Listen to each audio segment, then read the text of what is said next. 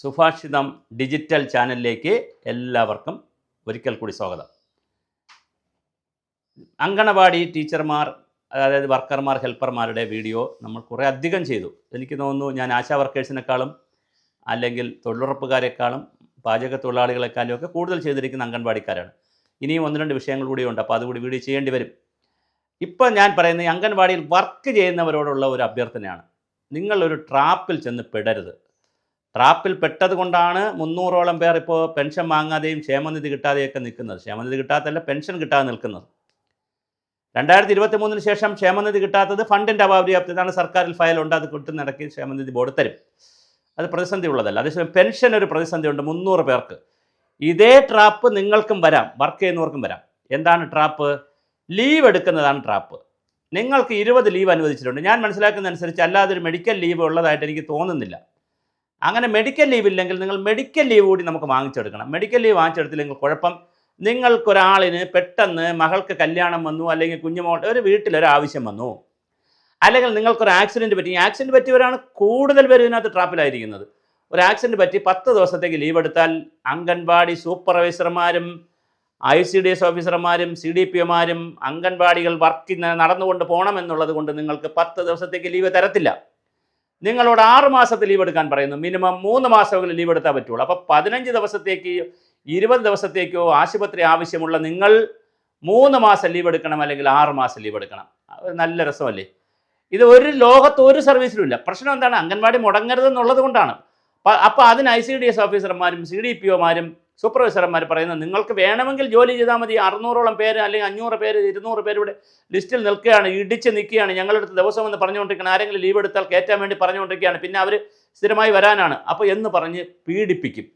എന്തായാലും രോഗം വന്നവർ അല്ലെങ്കിൽ അത്യാവശ്യമുള്ളവർ എന്തോ പണ്ടാര അടങ്ങട്ടെന്ന് പറഞ്ഞ് അവർ ലീവ് എടുത്ത് പോകും.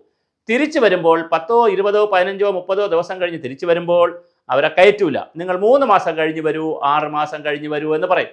ഇനി അടുത്ത ട്രാപ്പ് കേട്ടോണം. ഈ 6 മാസം കഴിഞ്ഞ് അവർ വരുമ്പോൾ ക്ഷേമനിധിയിലേക്ക് അവർ പുതുക്കാനായി പൈസ അടയ്ക്കുമ്പോൾ ഈ 6 മാസത്തെ പൈസയും കൂടി 12, അതിൻ്റെ അവരുടെ ഷെയർ 12% പലിശയോടുകൂടി അടയ്ക്കണം. ഇതാണ് എനിക്ക് കിട്ടിയ വിവരം. ഇതൊക്കെ എന്തൊരു രാജ്യമാണ്? ഇത് വെള്ളരിക്ക പട്ടണമാണോ? ഇവിടെ ആരാണ് ഭരണ വ്യവസ്ഥയിൽ നിൽക്കുന്നത് നമുക്ക് ചോദിക്കേണ്ടി വരും. കേന്ദ്രമായാലും സംസ്ഥാനമായാലും. കാരണം ഇത് സംയുക്ത പദ്ധതിയാണല്ലോ. കേന്ദ്ര ഗവൺമെൻറ്റിനും സംസ്ഥാന ഗവൺമെൻറ്റിനും പങ്കുണ്ടല്ലോ. അല്ലാതെ മോഡിയെയും പിണറായി വിജയനെയും അല്ല ഞാൻ പറയുന്നത്. സംസ്ഥാന ഗവൺമെൻറ് ആയാലും കേന്ദ്ര ഗവൺമെൻറ് സിസ്റ്റത്തെയാണ് പറയുന്നത്. അതിവിടെ ആര് ഭരിച്ചാലും, ഉമ്മൻചാണ്ടി സാറില്ല, അതേസമയം ആര് ഭരിച്ചാലും, ഇനിയിപ്പം VD സതീശനോ അല്ലെങ്കിൽ ആര് വന്ന് ഭരിച്ചാലും ഇത് തന്നെ ആയിരിക്കും. നമ്മൾ വ്യവസ്ഥയാണ് പറയുന്നത്. അപ്പോൾ തീർച്ചയായിട്ടും അംഗൻവാടിക്കാരുടെ ലീവ് ഒരു വലിയ ട്രാപ്പാണ്. നിങ്ങളത് വർക്ക് ചെയ്യുന്നവർ ശ്രദ്ധിച്ചോണം.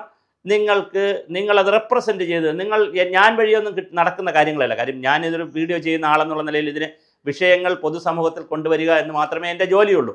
പക്ഷേ നിങ്ങൾക്ക് ചെയ്യാൻ പറ്റുന്നൊരു കാര്യം, നിങ്ങളുടെ യൂണിയൻ വഴി, ക്ഷേമനിധി വഴി, നിങ്ങളുടെ പാർട്ടി വഴി, MLA വഴി, നിങ്ങളുടെ MP വഴി, പഞ്ചായത്ത് പ്രസിഡന്റ് വഴി, രാഷ്ട്രീയ നേതാക്കൾ വഴിയൊക്കെ നിങ്ങൾക്ക് ഗവൺമെൻറ് റെപ്രസെൻറ്റ് ചെയ്യാം. നിങ്ങൾ ലീവ് എന്ന ട്രാപ്പ് മാറ്റിയെടുക്കണം. അല്ലെങ്കിൽ ഇതുപോലെ 6 മാസം വീതം കട്ടായി വരുന്നവർക്ക് വീണ്ടും പലിശ അടക്കം പൈസ അടച്ചാലേ തിരിച്ചു വരാൻ പറ്റും. അപ്പോൾ നിങ്ങൾക്ക് 1 മാസത്തേക്ക് ലീവ് എടുത്താൽ 6 മാസത്തേക്ക് എടുക്കേണ്ടി വരുന്നു.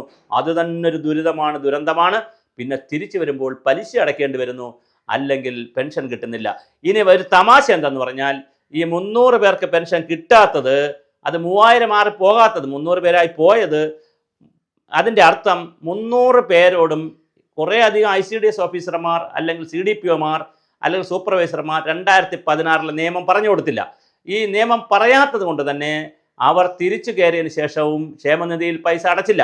അവരടയ്ക്കാത്തത് കൊണ്ട് അവർ പെൻഷൻ ആവുന്ന സമയത്ത് അവരുടെ പേപ്പറുകൾ കറക്റ്റ് അല്ല.